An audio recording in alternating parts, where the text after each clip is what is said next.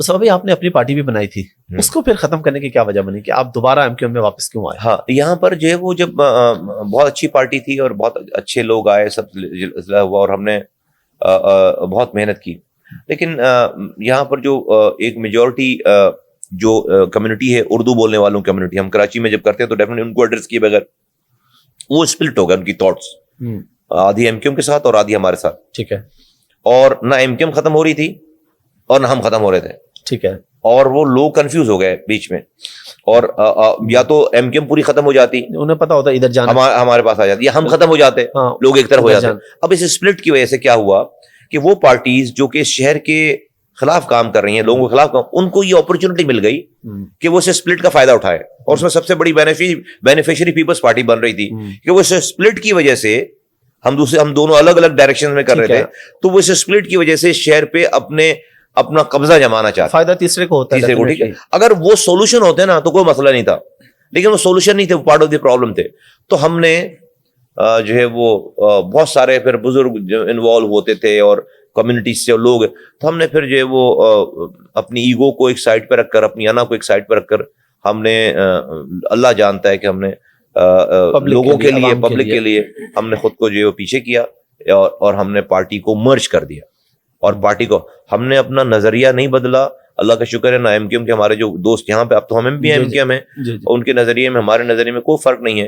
ہمارے اندر جو جن ایشوز کے اوپر جو ڈفرینسز آف مائنڈ تھاٹس تھے, وہ ہم نے ٹیبل پر بیٹھ کر اس کو ایک کر لیا. کہیں پر میں نے اپنی بات بتائی, کہیں پر انہوں نے اپنی بات بتائی, اور ہم نے ایک کر لی.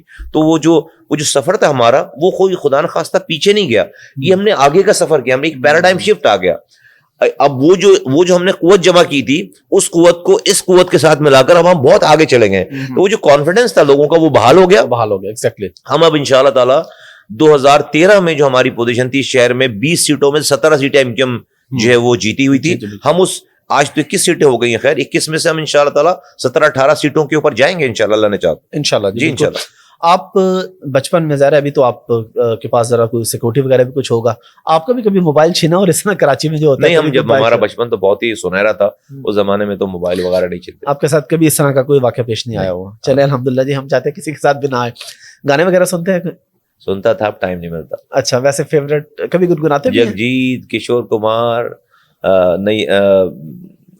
نیرا نور, یہ میرے مہدی حسن, یہ سب لوگ جو. فیوریٹ گانا کون سا؟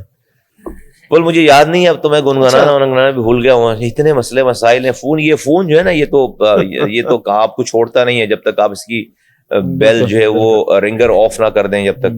اور وہ 2-3 گھنٹے کے لیے میں آف کرتا ہوں, جب میں رات میں 2-3 گھنٹے کی کم سے کم, اگر 3 سے 4 گھنٹے کی, خیر 4 گھنٹے کی نیند بھی میری کوئی 1 گو میں نہیں ہو پاتی, لیکن میں 2-3 گھنٹے کے لیے جب میں سوتا ہوں تو میں رنگر آف کرتا ہوں.